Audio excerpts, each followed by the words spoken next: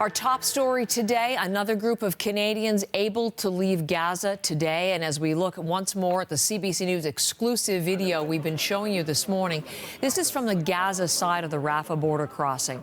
The names of 40 Canadians and their families are on the list released this morning by border officials in Gaza. It's posted there on the gate.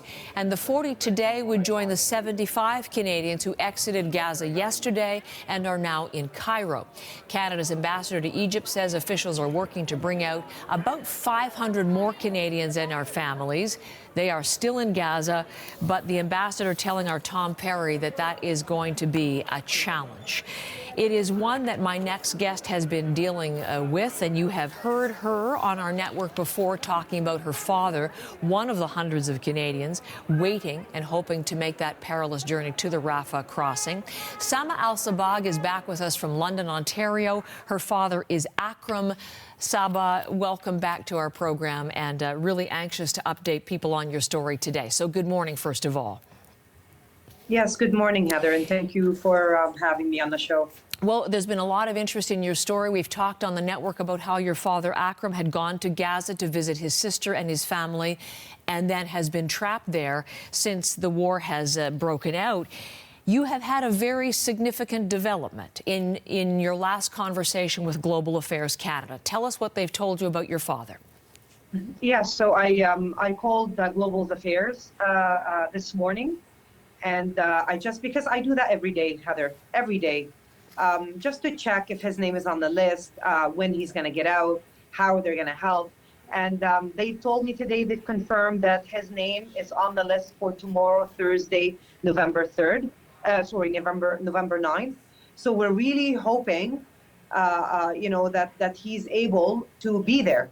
So that's the next struggle that we have to endure and face, is how do we get my father to travel from the north to the south in order for him to leave. Okay, so this is something Samah, just stop there just for 1 second, because I want to pick up there. But you've been waiting and waiting for this word. You hear it finally from Global Affairs. Your reaction?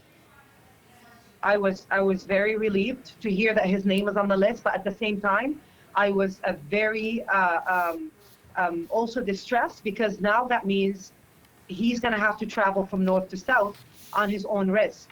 So this is the issue that we're talking about right now. Right. Is that, and I hope, and he said he's going to try to take a car, walk. I mean, the road to the south, Heather, is just crazy. It's the road is a death sentence. They drive to a certain point, and then they have to walk on foot to get from one checkpoint to another. That's almost 6 kilometers away. So it's going to be a hard one. And we haven't heard from my dad since we told him that his name is on the list. So he knows. So he knows, Samah, that he's going to be going. Yes, what was his reaction? He was happy. He said, I'm going to try to leave. I'm going to try to make my way down to the south. Okay. But now we're all worried, because our connections are lost with him right now, and we don't know what's happening. So he's supposed to be gathering up all his documents and any personal belongings and making his way. And as you're talking to me, we're showing some pictures of the many people in Gaza who are, in fact, making that walk themselves from the north. It's hours long to get to the south and to that border crossing.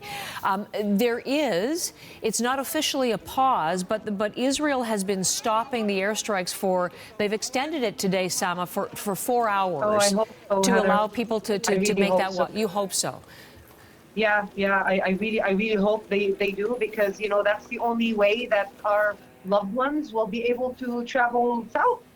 If they're guaranteed that they're not going to be hit while they're traveling. I mean, mind you, leave aside the broken roads, the checkpoints, the walking distance, but at least that we can rest assured that they will not be bombed while they're making that transition. So this is our worry right now, and I really hope that my father is able to make it to the south, and we pray. But we're still really calling on our government to call for a ceasefire, just to make sure that our loved ones are safe and are able to leave. I just heard from you, 40 will be able to leave today. There are 600 Canadians, Heather, who are stuck up in Gaza. So, it's still a very, very small number, if you ask me. And again, there are also people with loved ones that they can't leave behind, who are Canadians with loved ones that they can't leave behind, that are waiting to hear from Ottawa for the opportunity for his loved ones to come with him. So that's our good friend Ihab Badr. I think you guys heard his story as well, the pediatrician. Yes. Yeah. Let me just ask a couple of things additionally about your father. Would he make the walk, the journey alone, Samah? And also, I mean, he's 72. He looks very robust in the picture we have of him on the screen right now. But would this be something he could do physically? Could he make that trip? So my father is 73. He's not 72. He's 73. No, it's okay. There has been some confusion, I guess. So he's pretty healthy, but now we haven't seen how he looks. We haven't seen how much weight he lost, what his health looks like. And to make that trip alone is a big burden on our hearts right now. But my father, he's, I can't imagine that he can do it on his own. So last time I talked to him, he said he's going to see if, because my uncle told him, I'm not going to let you go on your own. So there's that possibility that hopefully my uncle is able to go with him. We're still waiting to hear back from them that, if he has been able to go with him and if he has reached there safely. Okay. And the other thing I want to ask, too, about all of this, the worry, he went to visit his sister who's unwell. He'll be having to leave family members behind. That will be a big burden, too. How do you feel about that? It is going to be a big burden. It's going to be a heavy burden on all our hearts, to be honest. My aunt, as I mentioned before in the show, that she has lost a daughter in this airstrike with her whole family. So my cousin with her husband, her kids, her grandchildren, her in-laws were all killed in an airstrike. And I just found out today, Heather, that my husband's aunt as well, so she's my aunt-in-law, we've also lost her this morning in an airstrike on Sirat camp with her husband, her kids, her family. So it's been a really, really tough 1 month on all of us, to be honest, Heather, on all of us. And we have to endure the hardship of getting my father out, but we also have to endure the news that we keep hearing about our loved ones being lost. Well, I'm sorry for that loss. And you're right, there is such heartbreak as we continue to watch what is happening. I want to ask you, and we'll stay in touch, Samah, and hopefully be able to speak to your father. We thought we might be able to connect with him today, but hopefully you'll be able to reestablish those connections and we can speak to him. But I want to ask you, you mentioned again something that you've spoken of often, and that is you'd like Canada to call for a ceasefire. And that has not happened.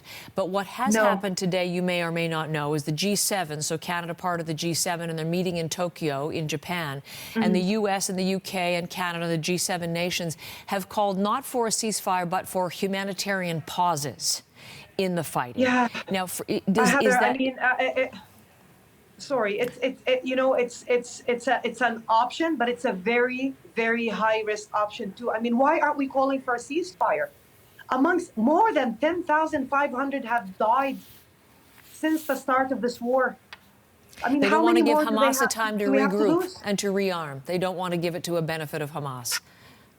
Oh my goodness, this is ridiculous. That the amount of lives that we're losing, and those are good people, and those people have families, and we're losing those people day by day. We're losing family members, and for what? At the end of the day, for what?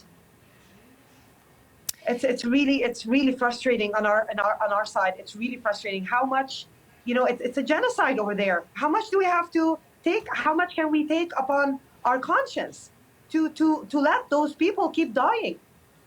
That's my question to the government. So I keep calling again for a ceasefire. A humanitarian pause is not enough. It's not going to do it, because other Canadian families are still stuck up north because they can't leave their loved ones behind. Yes. So what's going to happen to those if we don't cease fire? You know what I mean?